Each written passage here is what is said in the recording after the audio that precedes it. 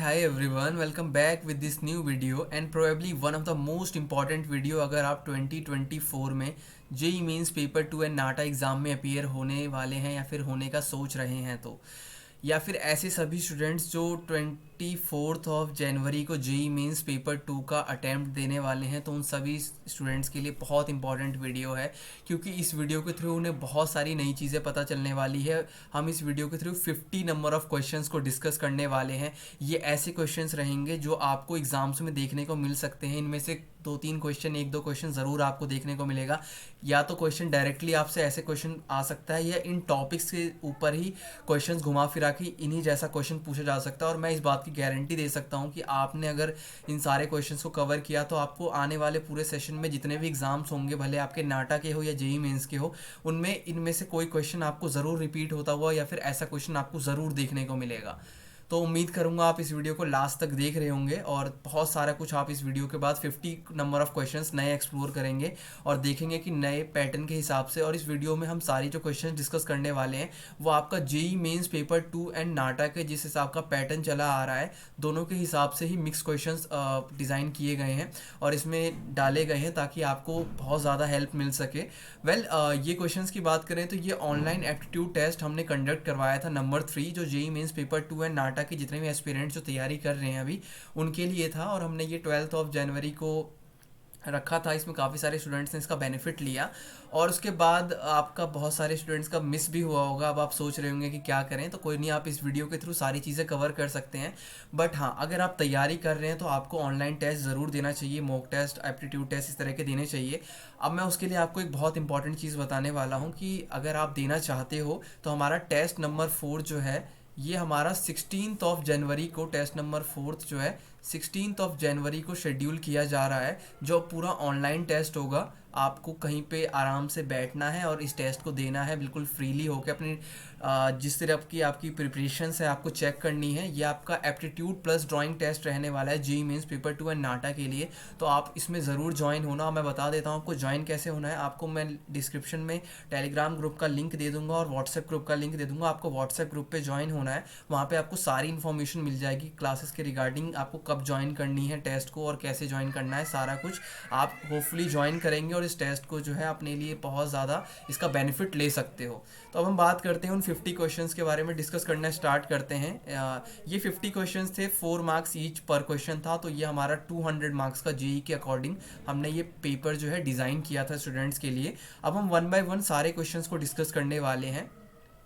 तो देखते हैं सबसे पहला क्वेश्चन। तो देखिए, सबसे पहला क्वेश्चन में है कि in architectural scale drawings what does the scale 1/4 inch equals to 1 foot indicate. तो यहाँ पे आपसे पूछा जा रहा है कि 1/4 इंचेस का जो स्केल होता है, अगर मैं बात करूँ, वो इंडिकेट कर रहा है आपका 1 फीट।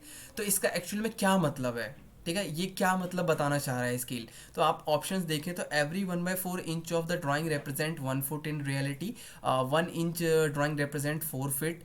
तो हम बात करें यहाँ पे तो हमने दो ऑप्शंस देख लिए।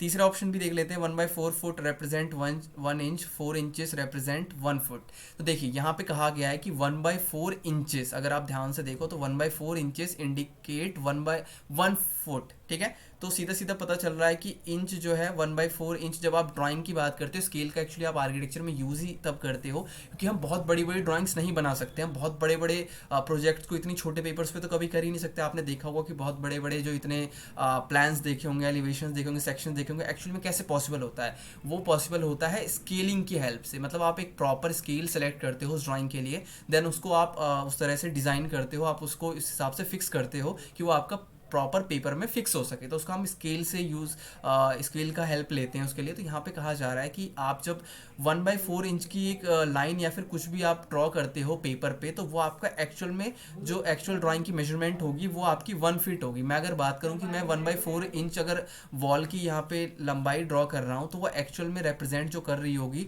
मैंने मेजर किया होगा, तो वो 1 फीट वॉल को मेजर कर रही होगी। 1/4 इंच की बात करूं तो मैं, तो यही इसका मतलब है। तो इसका मतलब सीधा सीधा आपको ऑप्शन से समझ आ गया होगा, every 1/4 inch on the drawing represent 1 foot in reality. तो मैं 1 फुट मेजर करूंगा रियलिटी में और उसको मैं किस तरह से प्रेजेंट करूंगा, मैं 1/4 इंचेस की लाइन ड्रॉ करूंगा और मैं वहाँ पे मेंशन करूंगा कि मेरा स्केल जो है 1/4 इंचेस रिप्रेजेंट 1 फीट। मैं ये स्केल यहाँ पे डाल दूंगा नोट में और सबको समझ आ जाएगा कि मैंने 1/4 इंचेस की जो लाइन खींची है या फिर जितने भी उसके मल्टीपल्स खींचे होंगे, तो एवरी 1/4 इंच मेरा रिप्रेजेंट कर रहा है 1 फुट इन रियलिटी। तो the answer is option A. Next देखते हैं what is the full form of HVAC। तो बहुत से लोगों को पता भी होगा, तो इसका ऑप्शन देख लेते हैं। HVAC क्या होता है? ये आर्किटेक्चर में या फिर बिल्डिंग्स में आपने बहुत कॉमन सुना भी होगा। जब आप बहुत बड़े बड़े हॉल्स या फिर लाइक आप मॉल्स वगैरह में जाते हो, आप बहुत सारी जगहों पे जाते हो शॉप्स वगैरह में, तो आपने देखा होगा कॉम्प्लेक्सेस वगैरह में कि HVAC वहाँ पे मेंशन कई बार होता है या फिर आप सुनते भी हो HVAC। तो hot went air circulation, heat varies air channel, heating ventilation and air conditioning, high ventilation air conditioning. The answer is heating ventilation air conditioning.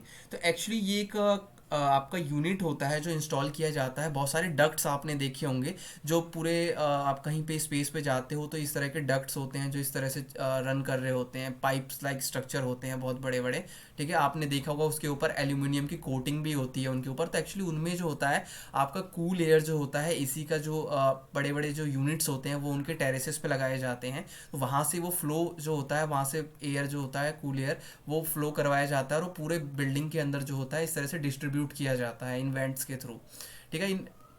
तो इसका आंसर जो है हीटिंग वेंटिलेशन एयर कंडीशनिंग है, जो कि कंट्रोल टेम्परेचर कंट्रोल के लिए use किया जाता है। ह्यूमिडिटी और एयर क्वालिटी जो है बिल्डिंग के अंदर उसको मेंटेन किया जा सके, तो उसके लिए यूज़ किया जाता है HVAC। देन थर्ड देखते हैं which city hosted the ICC men's cricket world cup finale and 2023। तो उम्मीद करता हूँ आप लोगों को, बहुत सारे लोगों को पता ही होगा कि देखा जाए तो इस दिन काफ़ी ज़्यादा हमें बहुत ज़्यादा मायूस हुए थे। तो the answer is Ahmedabad. Ahmedabad में फाइनल था और वो इंडिया और ऑस्ट्रेलिया के बीच था, जिसमें ऑस्ट्रेलिया ने इंडिया को हराया था। तो नेक्स्ट क्वेश्चन की बात करते हैं। Next question is which architecture style is known for its use of pointed arch, ribbed walls and flying buttresses. तो इसका आंसर आप लोगों को पता ही होगा, उम्मीद करता हूँ। तो इसका आंसर है आपका गॉथिक आर्किटेक्चर। जब आप गॉथिक आर्किटेक्चर को स्टडी करते हो तो आपको पता चलता है कि गॉथिक आर्किटेक्चर की बहुत मेन जो फीचर्स रहे हैं वो पॉइंटेड आर्च रहे हैं, रिब्ड वॉल्स रहे हैं, फ्लाइंग बट्रेसेस रहेंगे। फ्लाइंग बट्रेसेस, ये सारे टर्म्स आपको पता होने चाहिए क्योंकि नाटा और जी मेंस में ऐसे डायरेक्ट क्वेश्चन पूछ लिए जाते हैं कि पॉइंटेड आर्च आपको इस तरह से इस तरह के पॉइंटेड आर्च जो होगा, ये पॉइंटेड आर्च इस तरह से आपसे शो कर दिया जाएगा ऐसा कुछ। तो ये आपसे पूछ लिया जाएगा कि ये कौन से आर्च का टाइप है, तो आपको बताना पड़ेगा कि ये आपका पॉइंटेड आर्च है, ठीक है। मैं ऊपर मैंने दूसरा आर्च बना दिया था गलती से। तो आपका पॉइंटेड आर्च, ये सारे फीचर्स आपको पता होने चाहिए क्या होते हैं। तो गॉथिक आर्किटेक्चर, तो गॉथिक आर्किटेक्चर का अगर डेवलपमेंट की बात की जाए तो गॉथिक आर्किटेक्चर कहाँ से इवॉल्व हुआ था? द आंसर इज रोमानेस्क्यू आर्किटेक्चर, ठीक है। ये भी आपको पता होना चाहिए कि रोमानेस्क्यू आर्किटेक्चर से निकल के आता है गॉथिक आर्किटेक्चर हमारा। नेक्स्ट क्वेश्चन देखते हैं, question number 5, what is the purpose of plinth in architecture. तो बहुत इंपॉर्टेंट क्वेश्चन है। तो plinth in architecture to provide ventilation, no, ventilation के लिए बिल्कुल नहीं। सपोर्ट कॉलम्स, एस्थेटिक डेकोरेशन नहीं, फाउंडेशन एलिवेशन के लिए भी नहीं।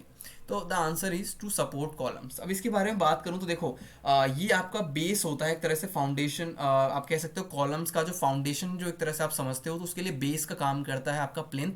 एक्चुअली जब हम बात करते हैं प्लिंथ की, तो लेट सपोज कि आपका एक ये इस तरह से घर है, ठीक है, और ये कुछ आपका प्लिंथ है। देन यहाँ से आपका ये घर स्टार्ट होता है, ये आपके कुछ स्टेप्स हैं, यहाँ पे आप यहाँ से चढ़ के जाते हो ऊपर। तो एक्चुअली में ये जो आपका होता है ना, ये आपका एक्चुअली में होता है प्लिंथ हाइट, ठीक है। और ये जो होता है हमारा यहाँ पे ये लेवल, इसको हम प्लिंथ लेवल कहते हैं, जो कि यूजुअली आपका 300 से लेके 450 mm तक होता है। ये स्टैंडर्ड आपको पता होना चाहिए, कई बार डायरेक्टली पूछ लिया जाता है। 300 से 450 mm तक ये वेरी कर सकता है, डिज़ाइन और उसके जैसी नीड है उस हिसाब से कम ज़्यादा भी ज़्यादा हो सकता है, मतलब कम तो आपको इससे कम नहीं रखना होता है। अब इसके पर्पज़ अगर आप समझो तो ये सपोर्ट एंड स्टेबिलिटी देता है कॉलम्स को। उसके साथ में देखिए ये एलिवेशन भी प्रोवाइड करता है स्ट्रक्चर को, कि एलिवेशन मतलब कि कुछ एक स्पेसिफिक हाइट मिल सके आपके स्ट्रक्चर को। मतलब यहाँ से आपका स्ट्रक्चर, मेन स्ट्रक्चर स्टार्ट हो रहा है आपका, मान लो यहाँ पे मेन डोर होगा, आप यहाँ से अंदर एंट्री करते हो इस घर के, तो आपका मेन स्ट्रक्चर यहाँ से, तो ये एक एलिवेशन देने का काम कर रहा है। और साथ में देखा जाए तो ये आपके घर को, लेट सपोज कि यहाँ बारिश होती है, बहुत सारा पानी इकट्ठा हो जाता है यहाँ पे रोड्स पे, तो वो पानी हो सकता है डायरेक्ट, अगर आपका घर का विंडो, अगर डोर यहाँ पे होता, इस हाइट पे होता, तो ये पानी तो अंदर घुस जाता आपका। तो इसी चीज़ को ना होने देने के लिए हम ये एक तरह से ब्लॉकेज प्रोवाइड करने के लिए हम प्लिंथ लेवल यहाँ पे बनाते हैं, ताकि हमारा पानी या फिर मॉइस्चर जो भी है या फिर इंसेक्ट्स वगैरह जो भी वो डायरेक्ट घर के अंदर ना घुस सके। तो बहुत मेन फंक्शन होता है प्लिंथ लेवल का घरों के अंदर। The answer is to support columns. Next question देखते हैं, which famous architect is associated with the design of Guggenheim museum in Bilbao Spain. तो इसका आंसर आपको है द फ्रैंक गहरी। ज़हा हदीद नहीं है, आई एम्पायर नहीं है, रेंजो पियानो नहीं है, तो आंसर इज फ्रैंक गहरी।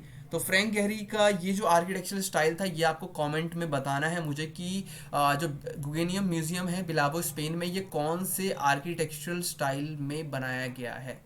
आर्किटेक्चरल स्टाइल आप लोगों को कमेंट करना है कमेंट बॉक्स में। नेक्स्ट क्वेश्चन देखते हैं, the question number 7, what is the purpose of clear story in architecture. तो क्लियर स्टोरी का पर्पस क्या होता है आर्किटेक्चर में। Natural lighting and ventilation, decorative ornamentation, structural stability and privacy. तो देखिए अगर मैं बात करूं कि लेट सपोज कि मैं एक स्ट्रक्चर ड्रॉ करता हूं यहाँ पे, ये स्ट्रक्चर इस तरह से मान लीजिए इसकी रूफ है,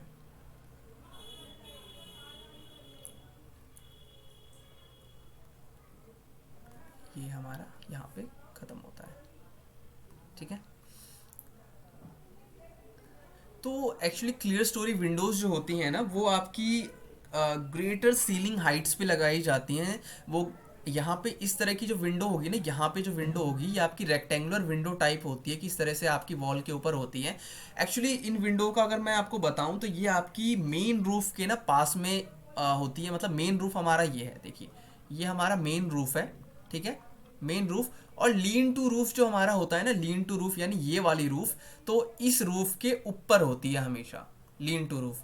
अब इनका मैं पर्पस बताऊं तो इसका पर्पस होता है कि डायरेक्ट लाइट आपकी घरों के अंदर जा सके, डिफ्यूज लाइट, तो आपका घर जो है इजीली, मतलब आपके घर के अंदर लाइट वेंटिलेशन का कोई इशू ना हो। और इसको मतलब बचाने के लिए डायरेक्ट आपकी यहाँ पे मतलब इस तरह से कई बार जैसे धूप या फिर इस तरह से आपका सनलाइट, लाइक आप वेदरिंग जैसे बात करते हैं कि रेन वगैरह, तो इसके लिए ये जो एलिमेंट होता है आपका रूफ जो होता है एक्सटेंडेड होता है, ताकि डायरेक्टली वो आपका रेन वाटर अंदर जा ना सके। समटाइम्स ये इसमें वैसे ही यूज़ किया जाता है, फिक्स ग्लास होता है तो इसमें कोई इतना इशू नहीं होता है, बट फिर भी अगर आप कई बार ओपनेबल रखते हो तो वो ओपनेबल के लिए प्रॉब्लम कर सकता है, तो इसलिए हम इस तरह के रूफ्स डिज़ाइन करते हैं इसके ऊपर। तो ये क्वेश्चन डायरेक्टली नाटा में पूछा भी गया है 1-2 बार, तो ये आपको पता होना चाहिए कि नेचुरल लाइटिंग एंड वेंटिलेशन के लिए इस तरह के क्लियर स्टोरी विंडो कहा जाता है, इनको याद रखना, clerestory window.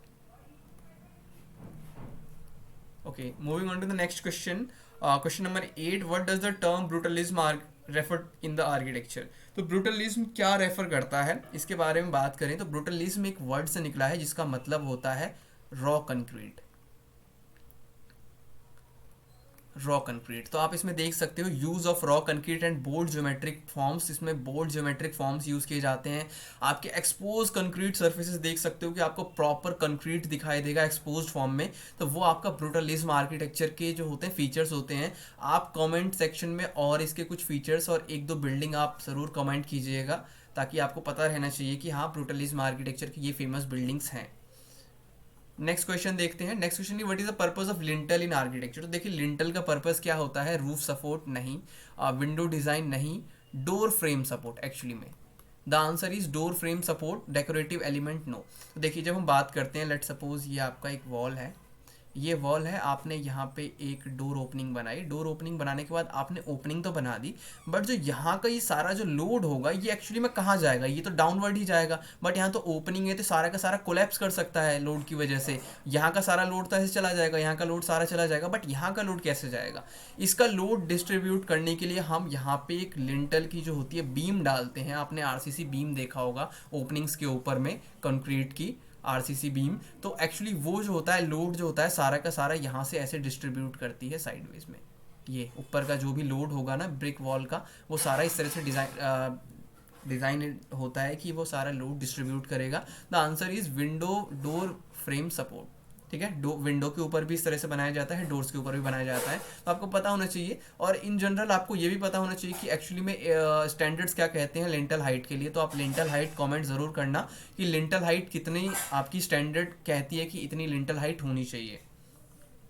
Next question देखते हैं, what does the term sustainable architecture focus on achieving in building design. तो what is sustainable? Sustainable is something when you talk about developing और समथिंग की जो जिसमें आप कहते हो कि हाँ आप कुछ भी डेवलपमेंट कर रहे हो विदाउट हार्मिंग द इन्वायरमेंट। ठीक है, सस्टेनेबल आर्किटेक्चर या फिर सस्टेनेबल कुछ भी गोल्स के बारे में बात करते हो तो आपका यही मेन फोकस होता है कि आप इन्वायरमेंट को बिना हार्म करे अपना डेवलपमेंट कर सको, किसी भी चीज़ आप जिसके रिगार्डिंग बात करो उसका डेवलपमेंट किया जा सके। सस्टेनेबल आर्किटेक्चर भी यही कहता है कि सस्टेनेबल आर्किटेक्चर जिसमें कि आप आर्किटेक्चर को डेवलप करो, आप आर्किटेक्चर में डेवलपमेंट करो बट आप इन्वायरमेंट को हार्म मत करो। तो minimising environmental impact sustainable architecture जो फोकस करता है। Maximum ornamentation no, effective use of space no, historical preservation no. Sustainable architecture refers to minimising environmental impact. आप इन्वायरमेंट के ऊपर कम से कम इम्पैक्ट डालो, कम से कम कार्बन की परसेंटेज और ये सारी जो हार्मफुल गैसेस जो होते हैं या फिर आप उसको कैसे आपकी बिल्डिंग जो है इन्वायरमेंट को इम्पैक्ट नहीं करनी चाहिए, ये मेन फोकस होता है हमारा। In urban planning what does the term zoning refers to? बहुत अच्छा क्वेश्चन है ये, मोस्टली मुझे उम्मीद है कि आप लोगों को नहीं पता होगा। देखिए इसमें जनरल जो बात किया जाता है वो डिफरेंट बिल्डिंग्स के डिफरेंट क्लासिफिकेशन जोनिंग्स के बारे में बात किया जाता है कि हर जोनिंग डिफरेंट जो जोनिंग होगी उसमें किस तरह की रेस्ट्रिक्शंस अलाउ की जाएंगी। और इसमें ये भी बात किया जाता है कि सर्टेन जैसे kind of structure in certain areas. तो किसी सर्टेन एरिया में जैसे अगर मैं ये बात करूँ, मैंने ये बनाया, मैंने इसके जोनिंग कर दी कि मैंने इतने जोन्स बनाए, तो सर्टेन जो जोन्स होगा उसमें किस तरह के स्ट्रक्चर्स जो होंगे वो हम वहाँ पर डिज़ाइन कर सकते हैं, किस तरह के स्ट्रक्चर्स होने चाहिए। लाइक आप सिटी अपने देखते हो तो आपको पता होता है कि इंडस्ट्रियल जोन सारा इधर होता है, कमर्शियल जोन यहाँ होता है, आपका रेसिडेंशियल एरिया ये होता है, आपका ग्रीन एरियाज यहाँ पे होते हैं, पार्क्स जो पब्लिक पार्क्स होते हैं बहुत बड़े बड़े, वहाँ पे कोई इंडस्ट्री या फिर कुछ नहीं होती है। तो एक्चुअली में ये जोनिंग होता है और जोनिंग में मेनली फोकस किया जाता है कि आपकी रेस्ट्रिक्शंस, कि आप बिल्डिंग हाइट वगैरह से रिलेटेड क्या रेस्ट्रिक्शंस आपकी होती है कि आप इतने तक ही जा सकते हो। The answer is building height restriction यहाँ पे। ठीक है, अगर बाकी चीज़ें होती मैंने आपको बताया तो वो भी आंसर्स में हो सकता था, बट यहाँ पे और जो ऑप्शन है आर्किटेक्चर स्टाइल गाइडलाइंस नहीं, ट्रैफिक मैनेजमेंट नहीं, ग्रीन स्पेस एलोकेशन नहीं। तो ये आपकी जोनिंग्स का मतलब यही होता है कि आप उसमें बिल्डिंग हाइट रेस्ट्रिक्शंस उसमें फिक्स होती हैं और सारी चीज़ें जोनिंग्स जो है इस तरह की हम बनाते हैं। नेक्स्ट क्वेश्चन देखते हैं, the Parthenon located in Athens Greece is an example of which architectural order?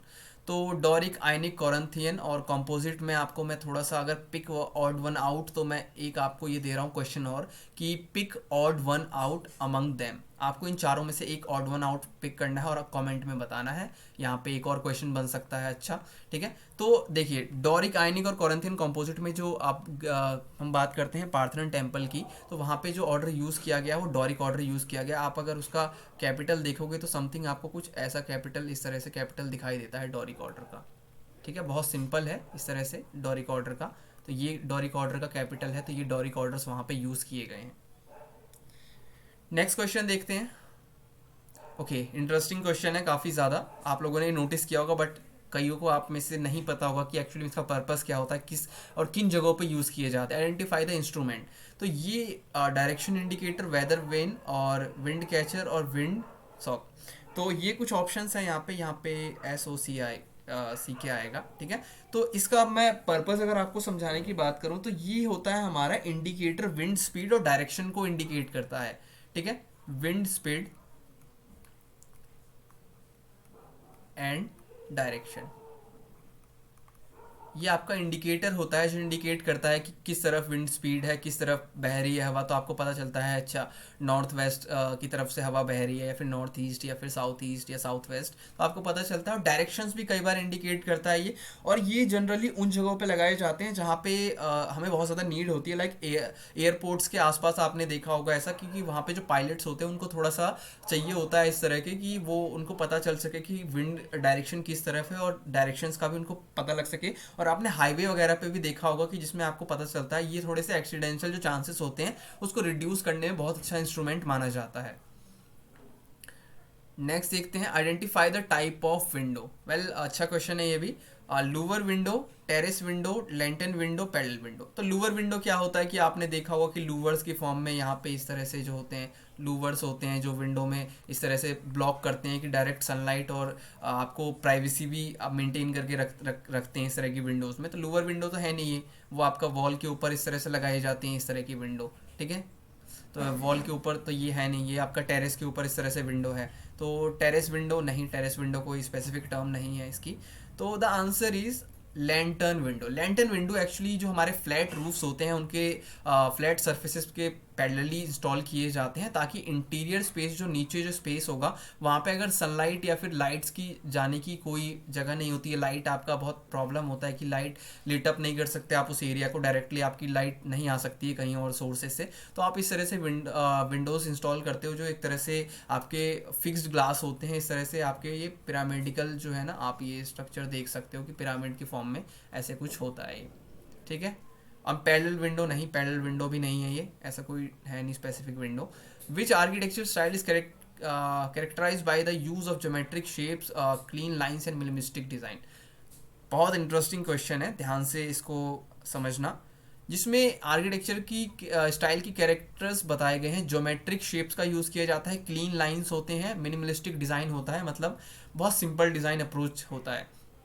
Art deco, rococo, deconstructivism and modernism. The answer is modernism. Modernism की बात करते हैं तो मिनिमलिस्टिक डिज़ाइन बहुत ही कॉमन हो गया है कि आप फोकस करते हो कि ज़्यादा ऑर्नामेंटेशन पे ना जाओ, बट आप फंक्शनैलिटी पे ज़्यादा फोकस करते हो कि फंक्शनैलिटी कैसे बेटर की जा सके।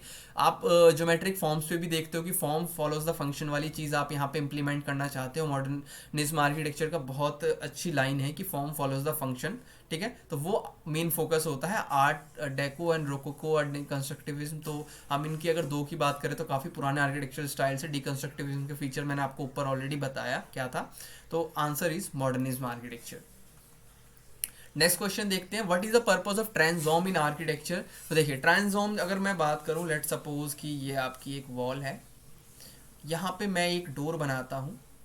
ट्रांसफॉर्म का जो मेन पर्पस होता है वो आपका इस तरह से होता है कि ये आपकी ओपनिंग्स के ऊपर एक तरह से अनदर ओपनिंग का काम करती है। तो विंडो अबव अ डोर, तो आप लोगों ने नोटिस किया होगा कि एक्स्ट्रा लाइट वगैरह के पर्पस से इस तरह से जो डोर समटाइम्स बंद रहे तो आपका इस तरह से लाइट अंदर जा सके, ठीक है। और कई बार इसको जो यहाँ पे इस तरह की बीम्स होती है ना, इन दोनों को सेपरेट जो करती है, मतलब इसका एलिमेंट ही होता है यहाँ पे, ये जो एलिमेंट होता है, फिर यहाँ पे विंडो, तो इनको भी ट्रांसफॉर्म कहा जाता है, ट्रांसफॉर्म बीम। समटाइम्स हम इसको ट्रांसफॉर्म विंडो कह सकते हैं जो आपके ओपनिंग्स के ऊपर बनाए जाते हैं ऐसे, तो इनको ट्रांसफॉर्म विंडो कहा जाता है। तो स्ट्रक्चरल सपोर्ट नहीं, डेकोरेटिव मोल्डिंग नहीं, रूफ कवरिंग नहीं, विंडो अबव अ डोर।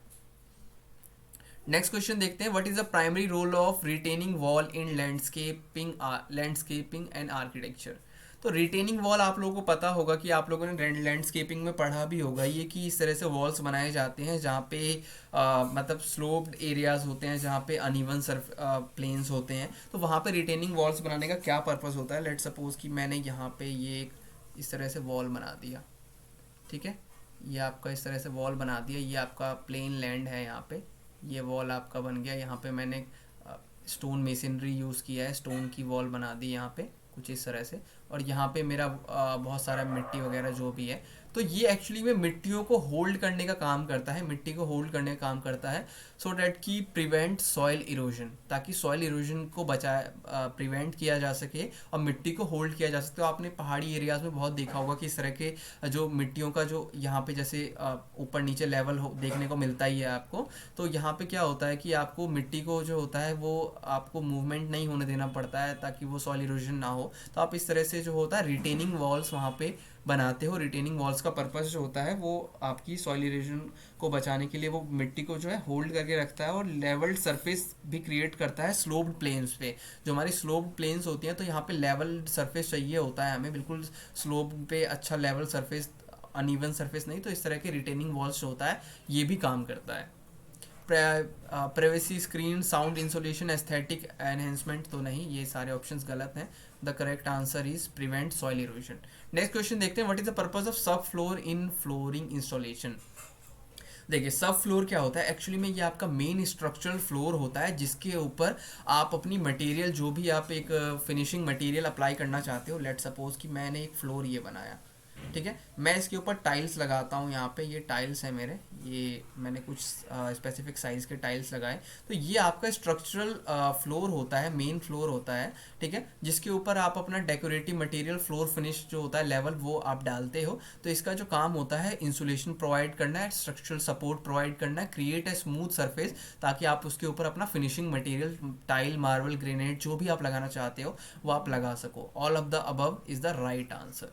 ठीक है, ये चारों ऑप्शंस, इसके तीनों ऑप्शन सही हैं। नेक्स्ट क्वेश्चन देखते हैं, what does the term fenestration refers in architecture. तो आप लोगों ने फेनिस्ट्रेशन के बारे में, हो सकता है कई लोग आज पहली बार सुन रहे हो, तो फेनिस्ट्रेशन का मतलब होता है ओपनिंग्स। जब आप ओपनिंग्स की बात करते हो तो ओपनिंग्स में डोर्स भी आ जाते हैं, आपके विंडोज भी आ जाते हैं, तो उनको फेनिस्ट्रेशन कहा जाता है। आपको फेनिस्ट्रेशन डिटेल्स आपने सुना होगा, मतलब डोर विंडो की डिटेल्स, इनकी आपको ड्राइंग्स भी बनवाई जाती है, साइट्स पे जाती है फेनिस्ट्रेशन डिटेल्स नाम से। तो इसका जो पर्पज़ होता है विंडो डिज़ाइन अरेंजमेंट। ठीक है, तो window design arrangement is the right answer. Flooring material नहीं, रूफ स्ट्रक्चर नहीं, एक्सटीरियर फिनिश, वॉल फिनिश नहीं। फेनिस्ट्रेशन का मतलब होता है ओपनिंग्स। ठीक है, नेक्स्ट क्वेश्चन देखते हैं, the Taj Mahal located in India is an example of which architectural style. The answer will B Mughal architecture. तो बट यहाँ मुगल आर्किटेक्चर तो नहीं है, तो हम क्या सेलेक्ट करें। एक्चुअली मुगल आर्किटेक्चर जो है ना, वो एक ब्लेंड है हमारा 3 आर्किटेक्चरल स्टाइल्स का। पर्शियन आर्किटेक्चर, ठीक है, Islamic architecture and Indian architecture. So answer will B Islamic architecture. ठीक है, तो आपको ही पता होना चाहिए मुगल आर्किटेक्चर के बारे में कि मुगल आर्किटेक्चर किन 3 आर्किटेक्चर स्टाइल्स का ब्लेंड है। इन विच ईयर डिड कोविड-19 पेंडेमिक बिगेन। तो कंफ्यूज मत होना इसमें कि इंडिया में 2020 में आया था, तो बट 2020 इसका आंसर नहीं है। The answer will B 2019। तो ये आपका वुहान जो सिटी थी चाइना में, वहाँ से शुरू होता है और ये स्प्रेड होता है पूरे वर्ल्ड में। ठीक है, 2019 दिसंबर में आपका कोविड-19 जो पेंडेमिक होता है वो बिल्कुल सबको पता चलता है, खबरों में आती है, और दिसंबर के बाद फिर ये स्प्रेड होना शुरू होता है। इंडिया में कब इसका पहला केस आया था, इसका आंसर आपको कमेंट में करके बताना है, सर्च करके, कि इंडिया में कोविड-19 का फर्स्ट केस जो है कब देखने को मिला था। What is the capital city of Australia. तो कई लोग इसमें मेलबर्न या सिडनी सोच रहे होंगे, बहुत ज़्यादा फेमस ये शहर है, but the answer is Canberra. ठीक है, कैनबेरा है, ब्रिस्बेन भी नहीं है, मेलबर्न, सिडनी भी नहीं है। The answer will B Canberra. What is the highest mountain peak in India. तो प्रोबेबली आप लोग सोच रहे होंगे माउंट एवरेस्ट तो नहीं, माउंट एवरेस्ट नहीं, नंदा देवी भी नहीं, अन्नपूर्णा भी नहीं। The answer will be Kanchenjunga. ठीक है, ये है आपका कंचनगंगा। ये इसकी अगर मैं हाइट की बात करता हूँ तो 8586 मीटर्स इसकी हाइट है। ठीक है, इंडिया में ये आपका हाईएस्ट माउंटेन पीक है इंडिया में। अगर आप वर्ल्ड की बात करते हो, ठीक है, तो वर्ल्ड में आपका माउंट एवरेस्ट आ जाता है हैविंग 8848 मीटर्स। तो वर्ल्ड में सबसे हाईएस्ट ये है, और इंडिया में 8586 जो है ये है। आपको एक चीज़ और करना है कि आपको इनकी लोकेशंस का जो है कमेंट करके बताना है कि ये किस लोकेशन पे लाई करता है, और वर्ल्ड में जो आपका माउंट एवरेस्ट है ये किस लोकेशन के बिटवीन लाई करता है। इंपॉर्टेंट है, आपको जीके से रिलेटेड आपको पता होना चाहिए। नेक्स्ट क्वेश्चन देखते हैं, which Indian state is known as the land of 5 rivers. तो land of 5 rivers Bihar, Uttar Pradesh, Haryana, Punjab. The answer will be Punjab. और ये 5 नदियों के बारे में मैं अगर आपको बताऊं, ब्यास, चिनाब, रावी, झेलम, सतलज। ये 5 रिवर्स हैं जिस बेसिस पे पंजाब को लैंड ऑफ 5 रिवर्स भी कहा जाता है। बहुत इंपॉर्टेंट जी का क्वेश्चन है। नेक्स्ट क्वेश्चन देखते हैं, the Golden Gate Bridge in San Francisco is the example of which architectural style. अच्छा क्वेश्चन है। Art deco, modernist, international style, structural expressionism. तो the answer will be art deco. ठीक है, इसके जो आर्किटेक्ट थे उनका नेम मैं आपको बता देता हूँ, इरविंग मोरो।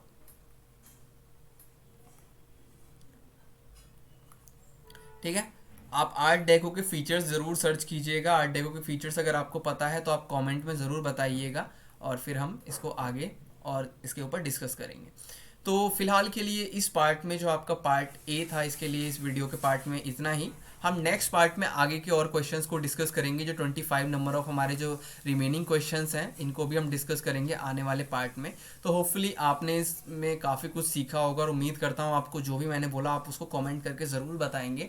और आप टेस्ट नंबर 2 को ज़रूर ज्वाइन करेंगे। टेस्ट नंबर जो आपका ऑनलाइन टेस्ट नंबर वैसे 2 होगा, बट ये आपका टेस्ट नंबर जो है 4th रहने वाला है। तो आप इसको ज़रूर ज्वाइन कीजिएगा। आपको ऑन स्पॉट बहुत सारे क्वेश्चंस मिलेंगे। आप अपने आपको टेस्ट कीजिए कि आपकी प्रिपरेशंस किस लेवल की है, और आपको बहुत इन क्वेश्चंस के अलावा बहुत चैलेंजिंग क्वेश्चंस और आने वाले हैं। धीरे धीरे आपका लेवल और टेस्ट का इंक्रीज़ किया जाएगा, थोड़ी डिफ़िकल्टी लाई जाएगी ताकि आपको और ईजी पड़ जाए। तो उम्मीद करूँगा आप लोग ज्वाइन करोगे। अगर आपने अभी तक सब्सक्राइब नहीं किया है हमारे चैनल को, तो सब्सक्राइब ज़रूर कर दो और बेल आइकन दबा देना, और लाइक ज़रूर कर देना वीडियो को। काफ़ी एफर्ट्स लगता है इन क्वेश्चंस को आप तक लाने के लिए। तो मिलते हैं हम पार्ट 2 में। आप इसको तब तक कंप्लीट कीजिए।